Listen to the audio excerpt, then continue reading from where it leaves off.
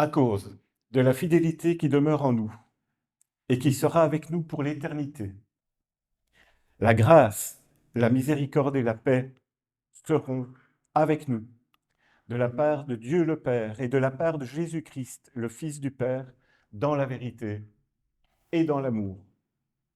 C'est avec ces mots que l'apôtre Jean commence sa deuxième lettre, pour résumer la joie qu'il a à vivre l'Évangile par et pour l'Évangile.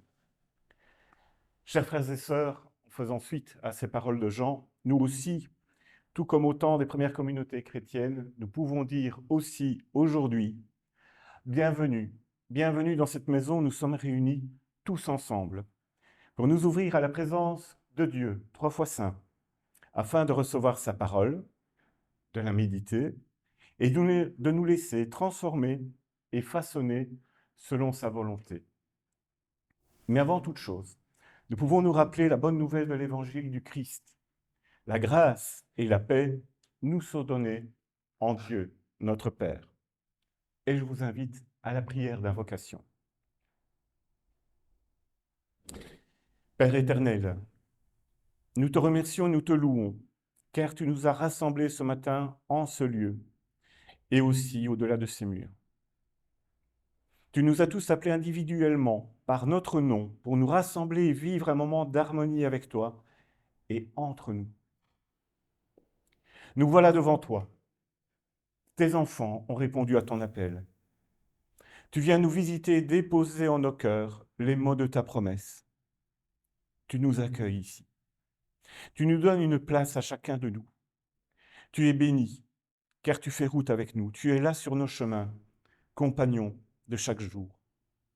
Merci d'être avec nous et avec ceux qui n'ont pas pu être là aujourd'hui.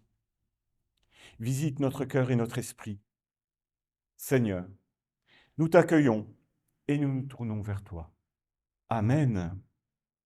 Et nous allons louer maintenant notre Seigneur avec le chant « En ton nom, Seigneur ».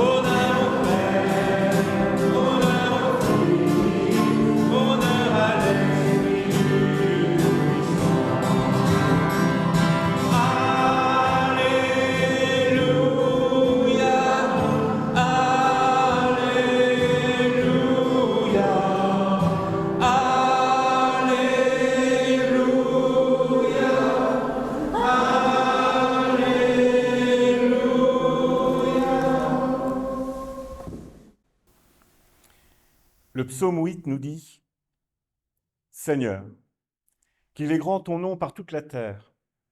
Jusqu'aux cieux, ta splendeur est chantée par la bouche des enfants, des tout-petits.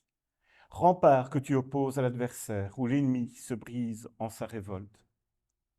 À voir ton ciel, ouvrage de tes doigts, la lune et les étoiles que tu fixas.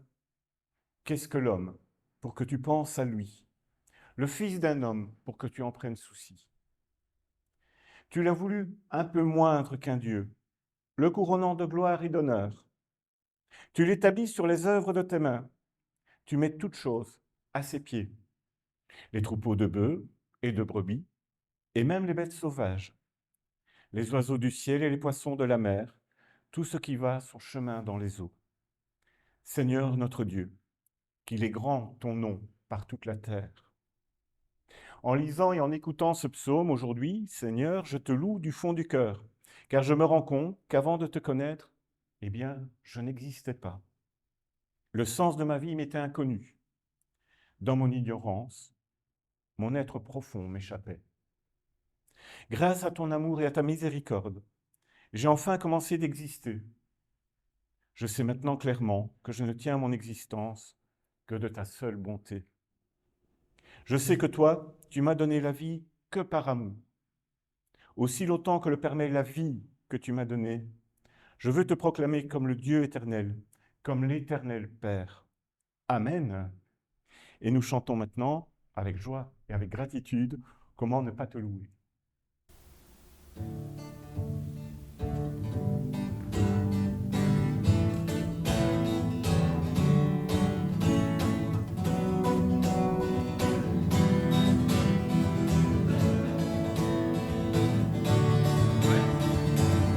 Comment ne pas te louer? Comment ne pas te louer? Comment ne pas te louer? Seigneur Jésus, comment ne pas te louer? Comment ne pas te louer? Comment ne pas te louer? Seigneur Jésus, quand je regarde autour de moi, je vois ta gloire. Seigneur Jésus, je te bénis, comment ne pas te louer? Seigneur Jésus, comment ne pas te louer? Comment ne pas te louer? Comment ne pas te louer? Seigneur Jésus, quand je regarde autour de moi, je vois mes frères. Seigneur Jésus, merci pour eux, comment ne pas te louer? Seigneur Jésus, comment ne pas te louer? Comment ne pas te louer? Comment ne pas te louer? Seigneur Jésus, une dernière fois, comment ne pas te louer? Comment ne pas te louer? Comment ne pas te louer? Seigneur Jésus.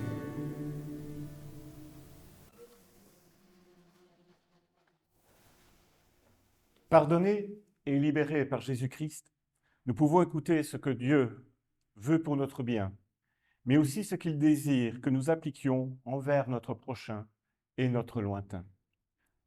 Nous pouvons en prendre connaissance dans de très nombreux textes bibliques, dont notamment la lettre aux Romains au chapitre 12, où Paul s'exprime en ces termes. Ne prenez pas pour modèle le monde présent, mais transformez-vous en renouvelant votre façon de penser, pour savoir reconnaître quelle est la volonté de Dieu, ce qui est bon, ce qui est capable de lui plaire, ce qui est parfait.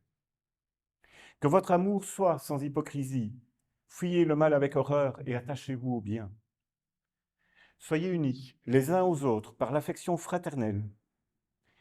Rivalisez de respect les uns pour les autres. Ne brisez pas l'élan de votre générosité, mais laissez jaillir l'esprit. Soyez les serviteurs de votre Seigneur. Au jour d'espérance, soyez dans la joie. Au jour d'épreuve, tenez bon, priez avec persévérance. Partagez avec les fidèles qui sont dans le besoin et que votre maison soit toujours accueillante. Bénissez ceux qui vous persécutent, souhaitez-leur du bien et non pas du mal. Soyez joyeux avec ceux qui sont dans la joie et pleurez avec ceux qui pleurent. Soyez bien d'accord entre vous. N'ayez pas le goût des grandeurs, mais laissez-vous attirer par ce qui est simple. Ne vous fiez pas à votre propre jugement. Ne rendez à personne le mal pour le mal. Appliquez-vous à bien agir aux yeux de tous les hommes. Autant que possible, pour ce qui dépend de vous, vivez en paix avec tous les hommes.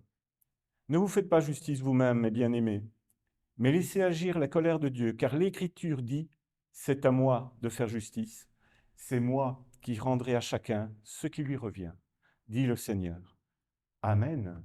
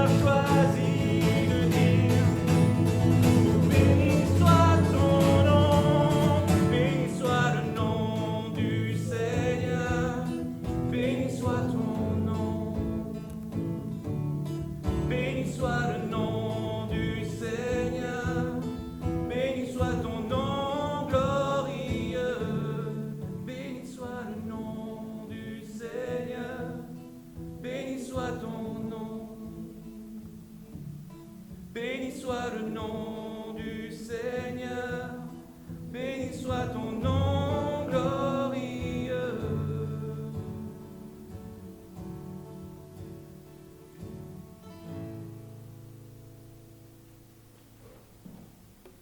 Je vous propose de nous unir en esprit grâce à cette simple confession de foi que nous déclamons maintenant et devant le monde et à haute voix.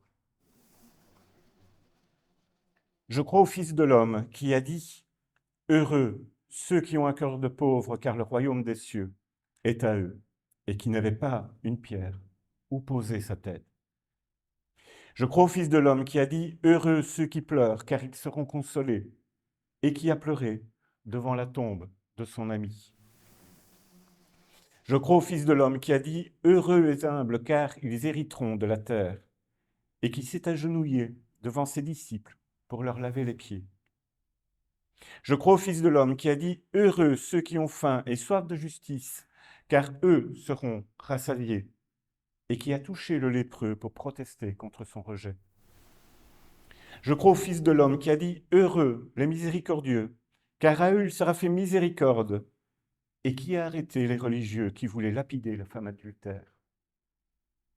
Je crois au Fils de l'homme qui a dit « Heureux les cœurs purs, car ils verront Dieu. » et qui a laissé une femme verser un parfum de grand prix sur ses pieds. Je crois au Fils de l'homme qui a dit « Heureux les artisans de paix, car eux seront appelés les fils de Dieu. » et qui a refusé de se défendre lorsqu'on est venu l'arrêter. Je crois au Fils de l'homme qui a dit « Heureux les persécutés à cause de la justice, car le royaume des cieux est à eux. » et qui a été injustement condamné et crucifié. Je crois que Jésus-Christ, Fils de Dieu qui nous a désignés comme ses frères et ses sœurs, est vivant, ressuscité, et qui nous appelle plus que jamais à vivre dans l'esprit des béatitudes. Amen. Aujourd'hui, c'est Gabriel qui viendra nous partager dans quelques instants la prédication et sa méditation au sujet de l'Écriture, mais je vous invite avant, par la prière, de demander à recevoir la parole.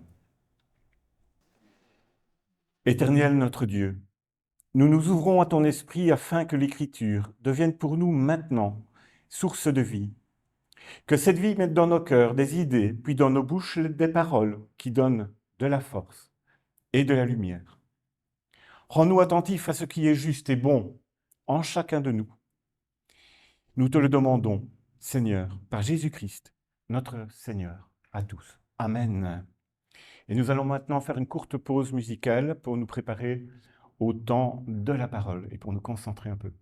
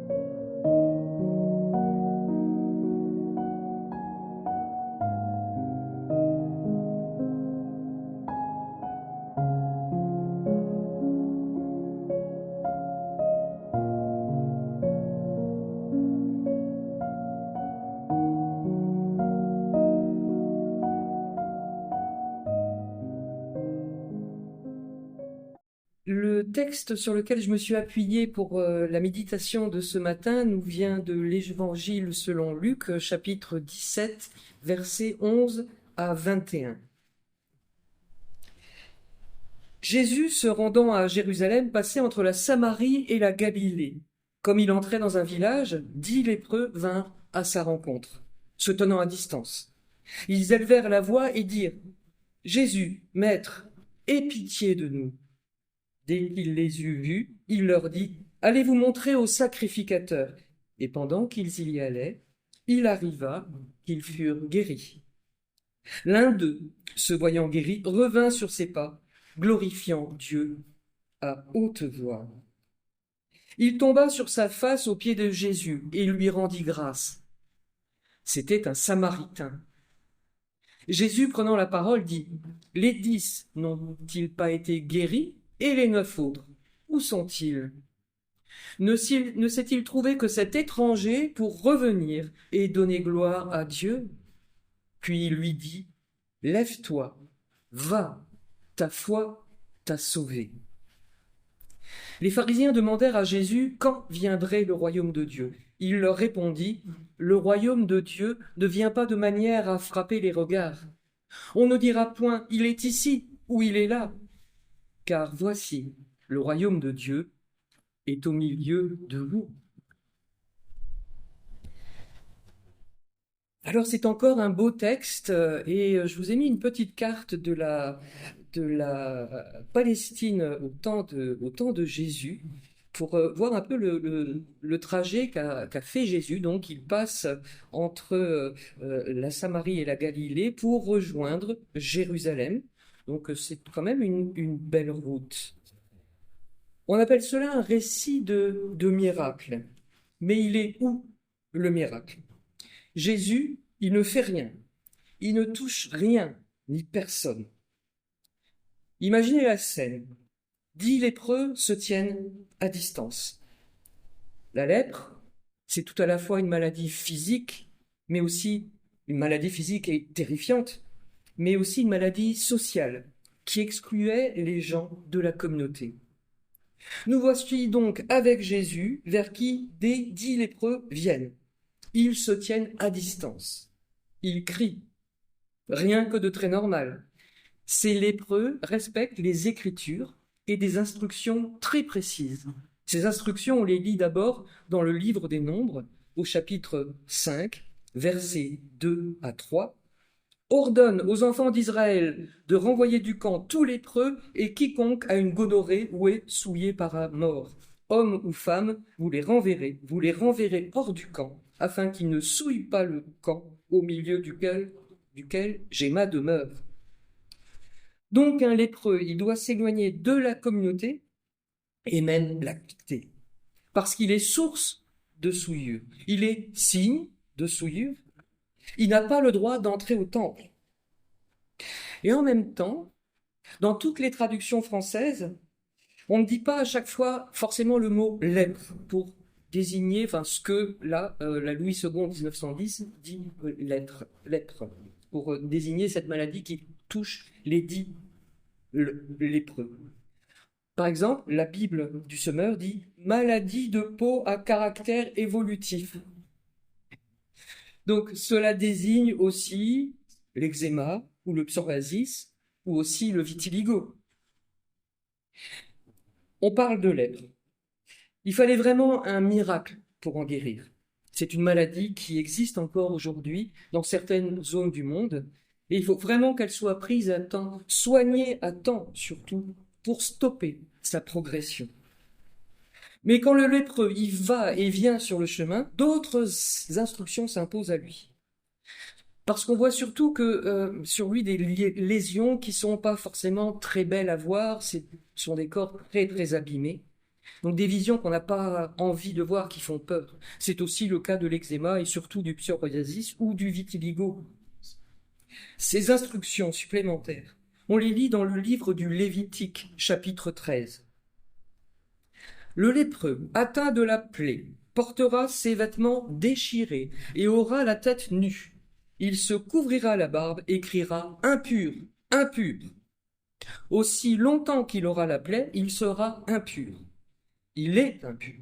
Il habitera seul, sa demeure hors du camp.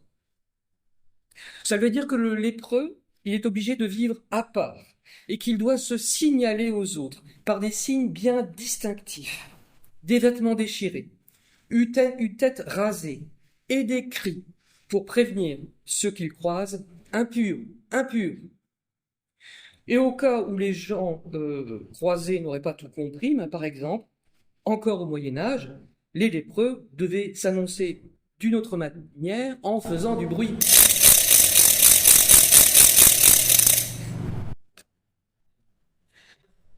Ces hommes, désespérés, rejetés, ont entendu parler de Jésus et de sa capacité à guérir. Remplis d'espoir, ils crient à Jésus pour qu'il ait pitié d'eux. Jésus, il ne fait rien. Il ne dit même rien. Si, il dit juste quelque chose, d'aller voir le prêtre sacrificateur. Cela veut dire qu'il leur demande de respecter un rite religieux. Ça nous change quand même chez Jésus. Parce que Jésus, il est souvent critiqué par les pharisiens parce qu'il ne respecterait pas correctement le sabbat. C'est un exemple. Les lépreux, ils s'attendaient certainement à un acte de guérison. Mais non, ils sont envoyés ailleurs, au temple, dans lequel ils n'ont pas le droit d'entrer. Mais ils y vont. Preuve de confiance. Ils auraient pu insister et dire à Jésus, « Attends, on a fait tout ce chemin pour venir te voir, car on dit que tu guéris les malades, et là maintenant on doit aller voir le prêtre. » Car il y avait moyen quand même pour un lépreux, mais un lépreux guéri, de réintégrer la communauté, de réintégrer la société, de n'être plus rejeté loin des autres, si et seulement si un prêtre attestait de leur guérison. Et là, il faut s'accrocher. Parce que pour être purifié officiellement, c'est peu de le dire, la procédure, elle était longue et complexe et plutôt coûteuse. Alors je ne vais pas vous la raconter par le menu parce que ça prendrait beaucoup trop de temps, mais en résumant, 2 oiseaux sont sacrifiés, enfin juste un. L'oiseau survivant, il est trempé dans le sang du premier. Il y a 7 aspersions sur le lépreux guéri et l'oiseau survivant, il est relâché. Ouf, il y en a au moins qui s'en sort. Le lépreux guéri, il n'est pas quitte pour autant. Il doit se laver, se raser de la tête aux pieds, se baigner. Et après 8 jours, il se doit de sacrifier 2 agneaux et aussi offrir de la farine et de l'huile. Alors je vous rassure, il y avait aussi une version économique, une version low cost pour le lépreux qui serait pauvre. La médecine low cost, donc ça existait déjà dans le monde antique. Alors c'est pas rien pour un lépreux de se faire réintégrer dans la communauté des hommes après une guérison vérifiée, attestée, et puis montrée au Seigneur par ces 8 jours d'aspersion avec du sang versé sur un orteil défini ou sur un pouce défini. Donc Jésus, il a envoyé ces 10 lépreux vers ça. Je vous invite vraiment à lire ce chapitre du Lévitique qui explique tout. C'est interminable, c'est pas très glamour, mais il fallait se préserver de la contamination. La lèpre, oui, elle est contagieuse dans certaines conditions, je précise. Mais pas l'eczéma ou le vitiligo. Mais ça, on ne le savait pas. C'était des taches, des membres abîmés, des taches d'impureté dont il fallait se préserver, dont il fallait préserver la communauté. Alors il y a très longtemps, mais vraiment très très longtemps, j'ai passé quelques jours dans une léproserie à Madras, dans le sud de l'Inde, l'état du Tamil Nadu. C'était il y a presque 40 ans, j'en avais 18, je vous interdis de faire le calcul. J'avais pas beaucoup de connaissances, je n'étais pas très à l'aise face à toutes ces maladies, ces malades qui étaient très atteints et très abîmés physiquement. Ces malades qui m'ont touché, qui m'ont donné leur bébé à porter dans mes bras. Je l'ai fait car j'aime les enfants. Mais j'avais peur. J'avais peur par absence de connaissances. Alors que je ne risquais presque rien. Mais je ne le savais pas, moi j'étais juste un petit machin qui ne savait rien de la vie. Un jour, un ancien militaire indien m'a proposé un verre de thé. J'ai pas réussi à l'accepter. Je ne sais plus, peut-être que je lui ai dit que j'aimais pas le thé, c'est faux. J'ai pas accepté son verre de thé. Je m'en veux car ce monsieur, un ancien fusilier marin de l'armée indienne dans les années 40-50, il m'avait proposé cette tasse de thé et je n'y suis pas arrivé. Ensuite, il a entonné un chant militaire, rien que pour moi, avec une grande voix. Je ferme la parenthèse. Revenons à nos lépreux. Les lépreux, ils entendent Jésus, et ni une, ni deux, ils se rendent, comme demandé par Jésus, chez le prêtre sacrificateur. Ils ne sont pas encore guéris, donc il n'y a aucune raison qu'ils aillent le voir, le prêtre. Ils auraient très bien pu rétorquer, mais non, ça sert à rien d'aller voir le prêtre, car il n'y a aucune guérison à montrer, aucune guérison à lui faire certifier. C'est pas logique du tout. Mais ils vont voir le prêtre sacrificateur, car Jésus leur a demandé. Peut-être qu'ils étaient déjà guéris, mais qu'ils ne le savaient pas. Parce qu'à force d'être rejetés, mis à part, on devient ce qu'on nous dit d'être, peut-être, puis on le reste. En leur demandant « Allez !» Jésus les remet en route. Ces 10 exclus de la société, ces 10 refusés au temple, ces 10 qui font peur. Les 10 lépreux ne posent pas de questions, ils vont. Ils font confiance. Alors qui pourrait imaginer comment le prêtre sacrificateur va les accueillir? Non, ils se mettent en route. Et c'est sur le chemin que ces 10 lépreux guérissent. Enfin, guérissent. Je vais vous embêter encore avec un petit peu de grec.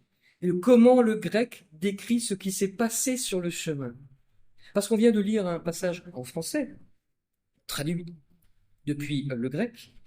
Ils furent guéris en grec, ça se dit ekatharistésan, du verbe katharizo. Et ce verbe katharizo, il a une signification riche.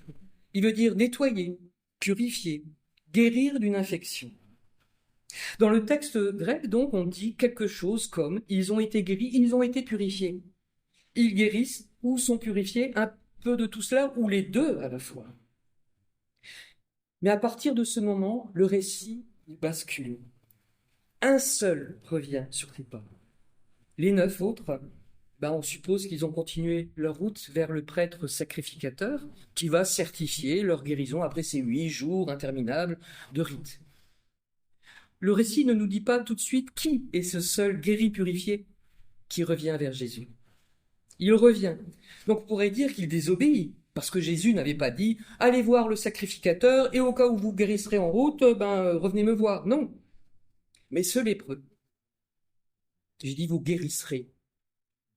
Et si en chemin vous guérissiez, tu feras une coupe. Non, ce lépreux guéri, purifié, il revient.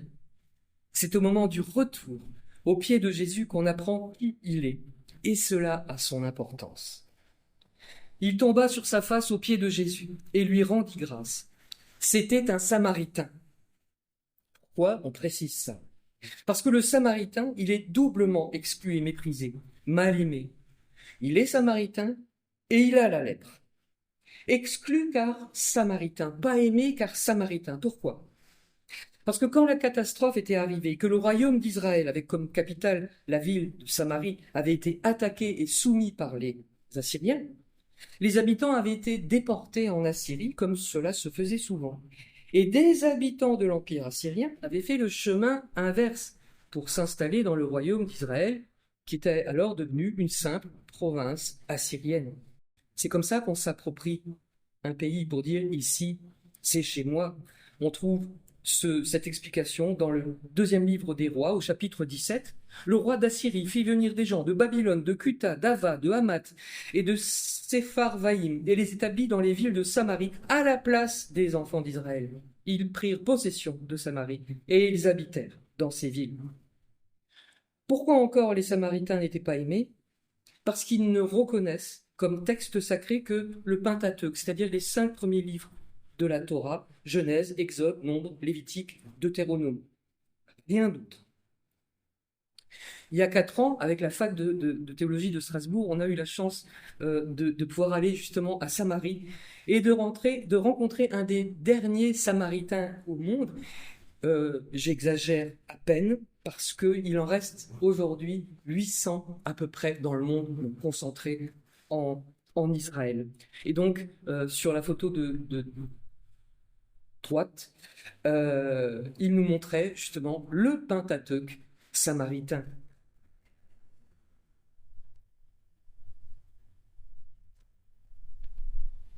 C'est donc un Samaritain qui revient et on a perdu les 9 autres, guéris, purifiés, en route. Et Jésus, à ce Samaritain, il dit une parole extraordinaire. Il dit « Lève-toi, va, lève-toi, Anastas, va, poreux ». Anastas est une forme d'un verbe anastémie qui veut dire se lever, se relever du sol, mais aussi se lever de la mort, ressusciter, ressusciter. On lit ce mot aussi chez Marc, au chapitre 10, verset 34, quand Jésus raconte à ses disciples ce qui va se passer lors de sa dernière montée à Jérusalem.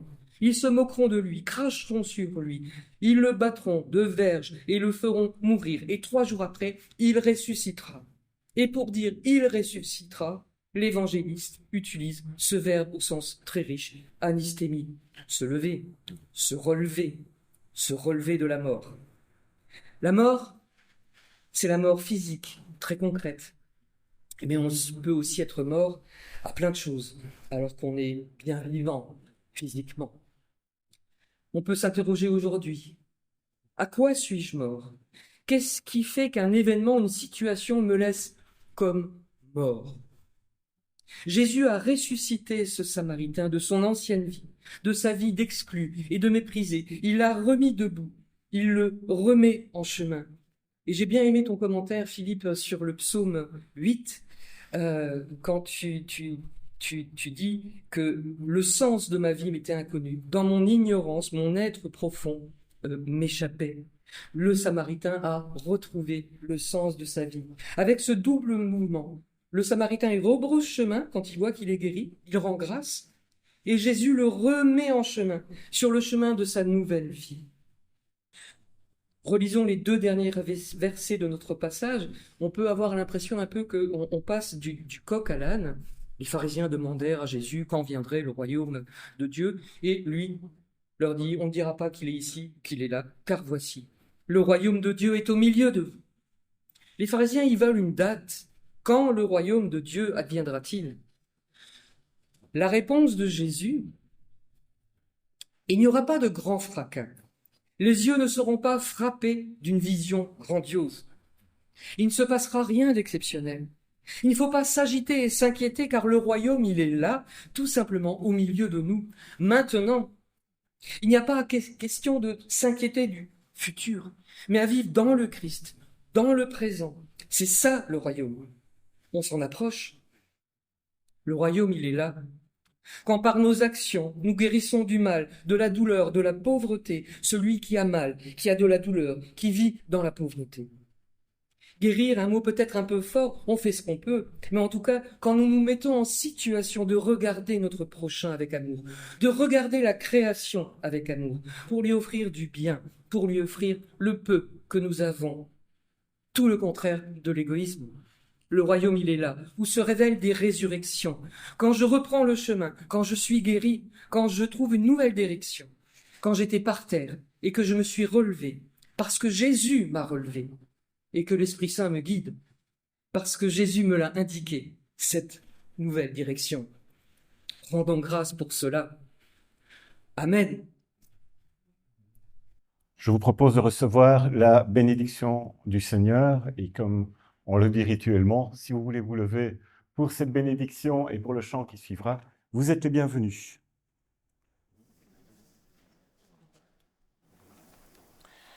Que notre Dieu soit avec chacun de vous et qu'il soit avec votre famille. Qu'il bénisse cette journée et celle à venir et qu'il fasse de vous une source de bénédiction. Qu'il vous donne sa joie, que l'Éternel lève son visage vers vous et vous donne la paix. Amen.